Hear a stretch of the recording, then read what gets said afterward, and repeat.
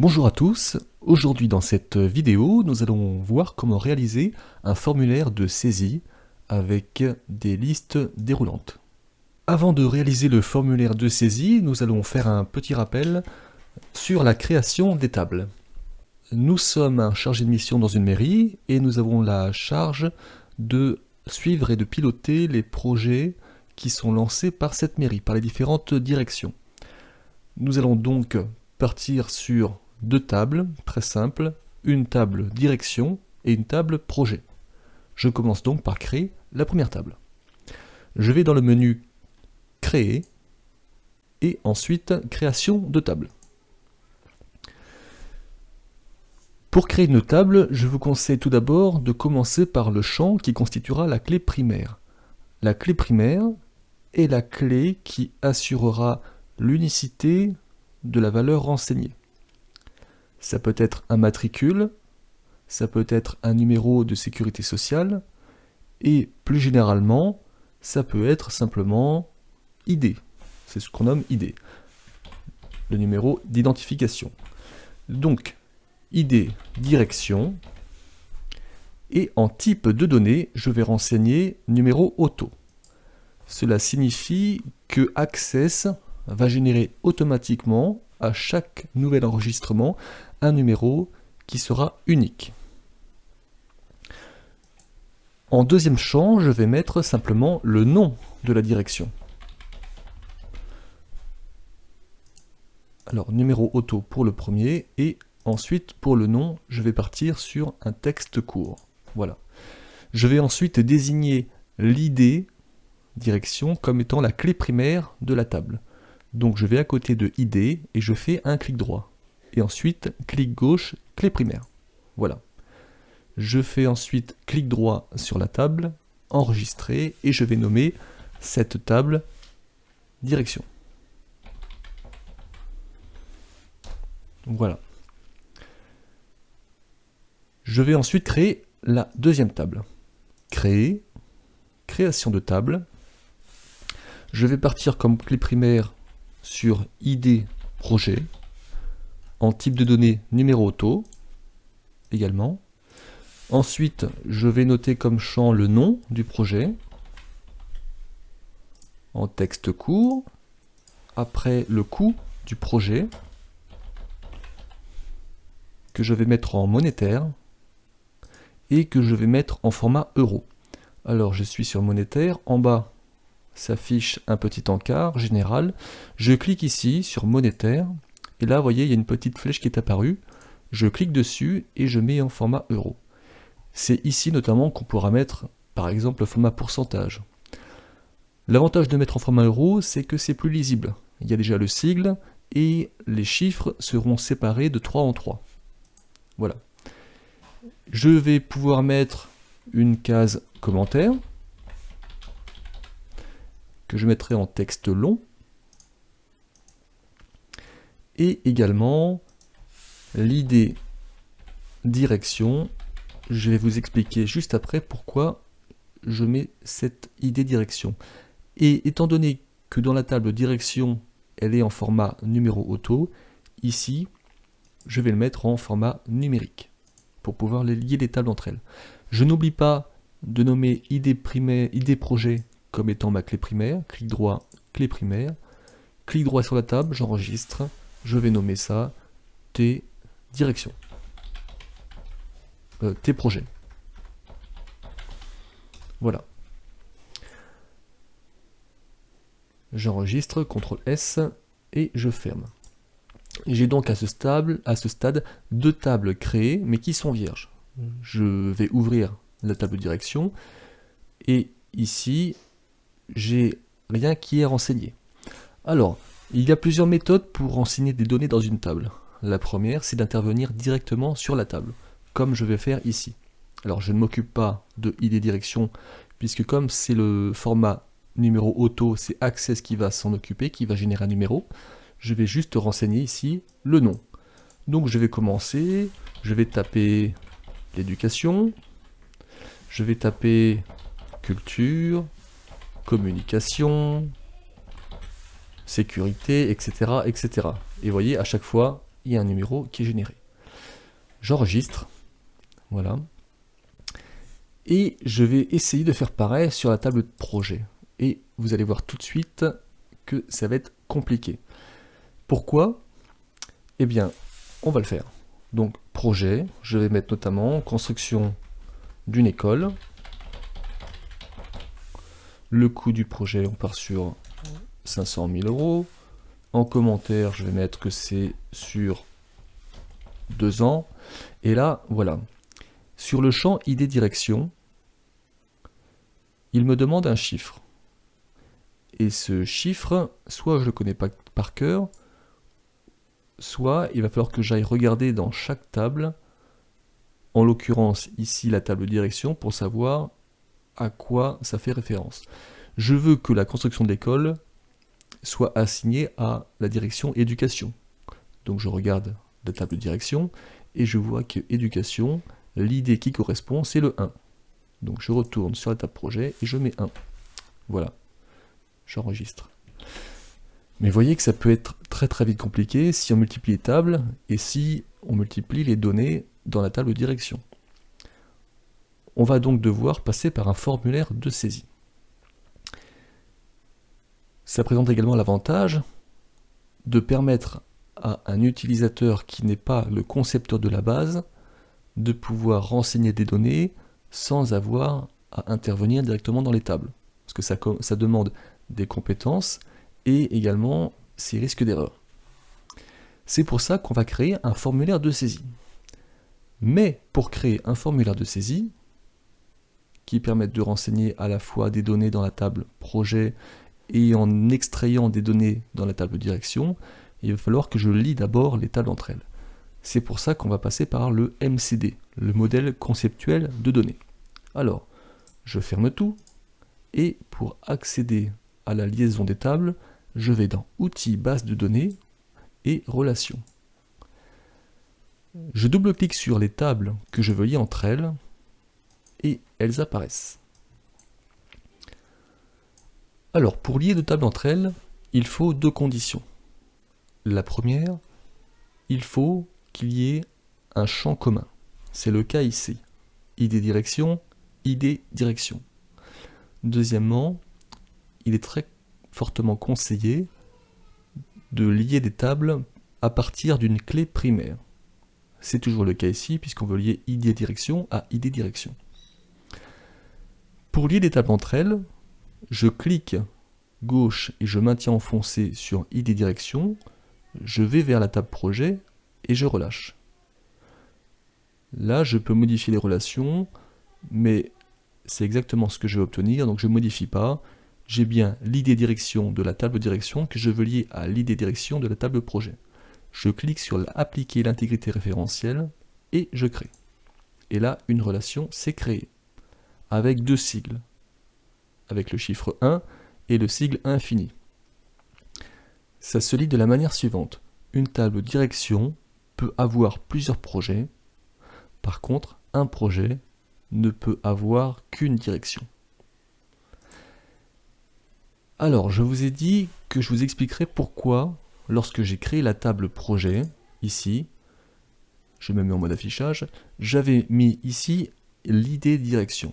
Effectivement, pourquoi je n'ai pas mis ici ID projet dans la table direction? Alors, il y a une vidéo qui explique la démarche intellectuelle à suivre pour faire le bon choix. Je vais vous la mettre en descriptif, c'est une vidéo qui a été faite par Philim. De manière plus schématique et synthétique, et vous verrez avec l'expérience, c'est un raisonnement que vous aurez automatiquement, vous pouvez vous poser la question si le champ est un élément composant la table. Par exemple, on peut se poser la question, est-ce que le projet, le nom du projet, l'idée projet, est une composante essentielle de la direction? Eh bien, j'ai tendance à répondre non, parce qu'une direction peut exister sans forcément qu'elle ait besoin nécessairement de lancer un projet. A l'inverse, une direction est une composante du projet, parce que pour qu'un projet existe, il faut qu'une direction en soit l'initiatrice. C'est pour ça que j'ai mis ID direction ici. Parce que un projet, la fiche signalétique du projet, serait incomplète s'il ne figure pas le nom de la direction. Voilà. Les deux tables sont créées, elles sont renseignées et elles sont liées. Maintenant, je vais pouvoir créer le formulaire de saisie de la table projet. Alors, je ferme, j'enregistre et je vais partir sur une méthode très simple pour cette première vidéo, à savoir passer par l'assistant formulaire. Donc, créer assistant formulaire. Je sélectionne la table sur laquelle je veux créer un formulaire, donc ici table projet, et je viens basculer à droite tous les champs que je veux. Alors soit je peux sélectionner un à un les champs en faisant de la petite flèche, ici, ou alors, comme je veux tout ici, je fais la double flèche. Voilà. Suivant, je reste en colonne simple pour ce cas-ci. Nous verrons par la suite dans quel cas il peut être intéressant de faire le mode tabulaire. Là, je reste en colonne simple. Suivant, s'agissant d'un formulaire, je reformule légèrement mon formulaire et je veux pouvoir y accéder dans la foulée pour modifier. Donc, modifier la structure du formulaire. Terminé. Le formulaire s'affiche ici donc en mode création. Pour voir ce que ça donne en mode affichage, ici, affichage. Alors, il y a plusieurs problèmes à résoudre. D'une part, il y a de la mise en forme. Il y a la couleur, il y a la barre sélecteur que je veux faire disparaître ici. Ici, quand je fais le nom projet, j'ai une barre de défilement qui ne m'intéresse pas. Et j'ai les deux champs, ID projet que je veux conserver, mais que je veux faire disparaître. Alors, je rebascule en mode création.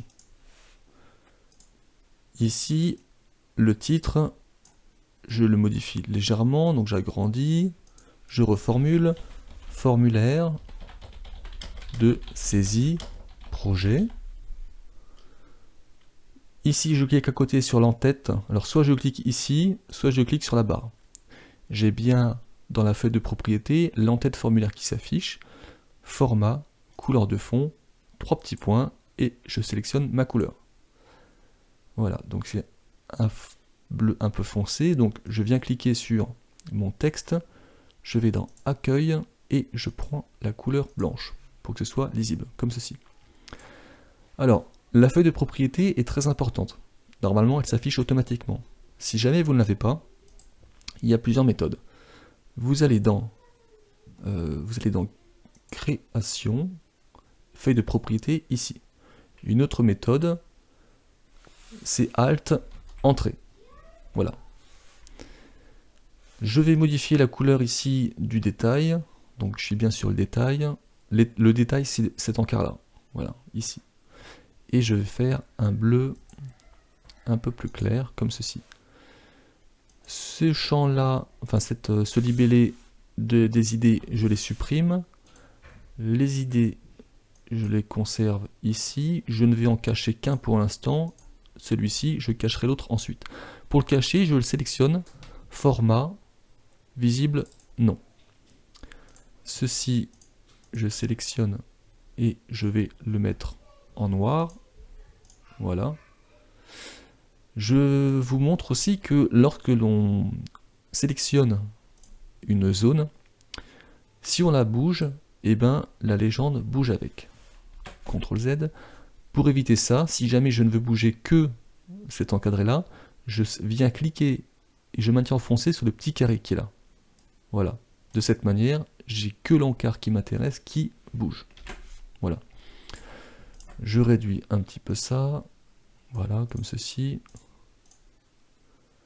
Je viens modifier, donc supprimer le sélecteur. Donc ça, je vais sélectionner le formulaire. Alors, dans la feuille de propriété, je fais soit ici la liste déroulante pour accéder au formulaire, ou alors je clique ici sur le petit carré. Voilà, là j'ai bien le formulaire de sélectionner. Je vais dans format, et je vais supprimer le sélecteur qui est ici, afficher sélecteur, je double-clique, non. Voilà. Je viens également supprimer la barre de défilement de l'encart non projet. Donc je le sélectionne, format, et je fais, si je le retrouve, barre de défilement, double-clic, aucune. Voilà. J'enregistre, et à ce stade, si je bascule en mode affichage, ça va un peu mieux. L'idée ici a disparu. Le problème qui se pose toujours, alors il y en a deux.